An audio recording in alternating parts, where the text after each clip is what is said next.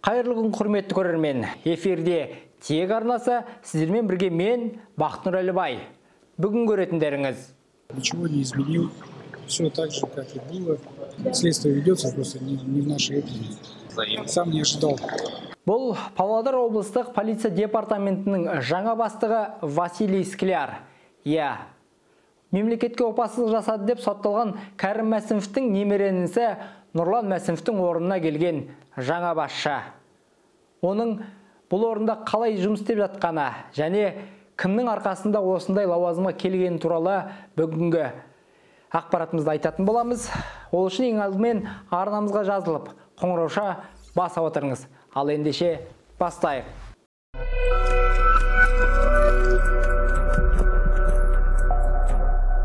Іштен шыққан жау жаман дейді.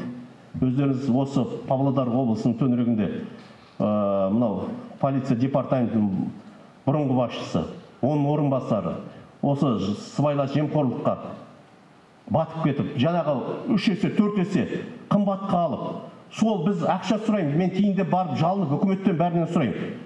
Ал мұнда жаңағы 3 есе 4 есе қымбат алып, соны біздің халықтың игілігіне, сіздерге жұмсаудың орнына ол жемқорлар өз пайдасына жұмсаған. Ол дегеніміз не? Ол дегеніміз ішкі сатқындық. Министрдің айтып отырғаны Павлодар облыстық полиция департаментінің бұрынғы басшысы Нұрлан Мәсімов пен оның орынбасарларының істеген әрекеті.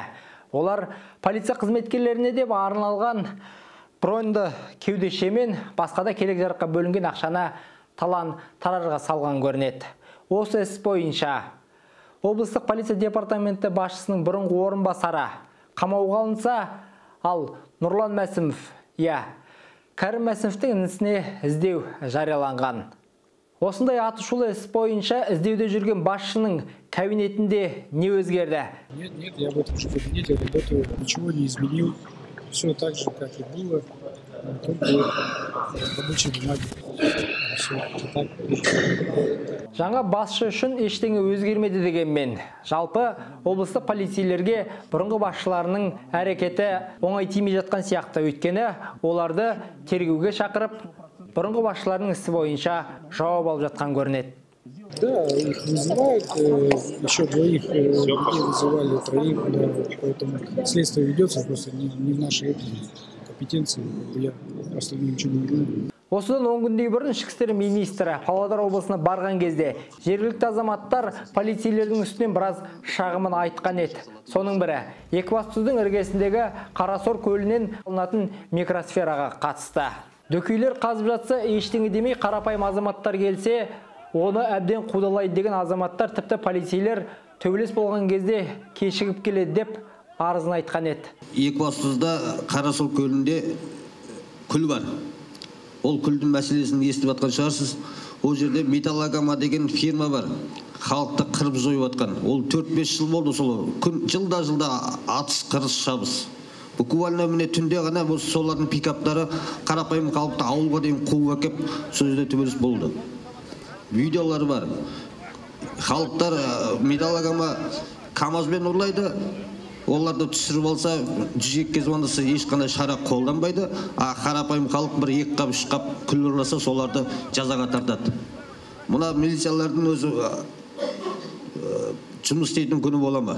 Нет, там, видите, приехать, поле Карасор находится в 15 километрах от ближайшего населенного пункта. И вот с Солнечного они, в принципе, быстро туда доезжают, все меры принимаются. Звонили на 102, это с ГРЭС, представители ГРЭС. После этого наши сотрудники приехали, разобрались на месте, показали документы, что да, действительно они едут. Все законно. Бұдан бөлек өзге де өзекті мәселелер бойынша азаматтар ішкі істер министріне арызын айтты. Марат Ахметжанов Василий Склярға осы мәселелерді қарауға алып, жуық арада тиісті шаралар қабылдауды тапсырды. Полиция департаментінің басшысы осы мәселелер бойынша барымызды саламыз деп отыр. Выдержим, да, и вот где те моменты, которые недостатки есть, мы все это я записываю, и в ближайшее время мы это все решим. Халықтың арызынан кейін министрдің ескертуінен соң қорытынды шықпаса, Василий Скляр қызметінен кете ме? Әй қайдам. Халықтың көбі дәл осылай ойлайды. Өйткені Василий Склярдың туған ағасы, премьер-министрдің орынбасары Роман Скляр. Иә. Бүкіл ақпарат көздерінде оны тағайындаған кезде бір дөкейдің орнына екінші дөкейдің інісі келді деп жар сала жазған еді. Шынында да бұрынғы ұлттық қауіпсіздік комитетінің төрағасы болған Кәрім Мәсімовтің інісінің орнына қазіргі премьер-министрдің орынбасарының інісі қызметке жайғасты. Алайда Василий Скляр бұл лауазымға келуіме ағамның еш қатысы жоқ деп отыр. Я больше 20 лет работаю.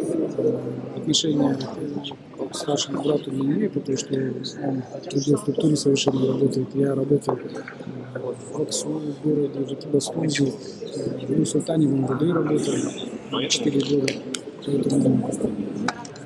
Поэтому сам не ожидал. Ал сіз жалпы бір көкесі болмай, осындай бір биік лауазымға келуге болады дегенге сенесіз бе? Өз жауабыңызды жаза отырыңыз. Әзірге Василий Скляр айтқан сөздерінен таймайды деп сенейік. Әзірге ол полковник. Ал мынау қызметіне байланысты генерал алуына аз қалғаны айдан анық. Алтын бір жұлдыз таққаннан кейін сөзінен тайқып кетпесе болғаны. Сіздермен эфирде болған Тиек арнасы.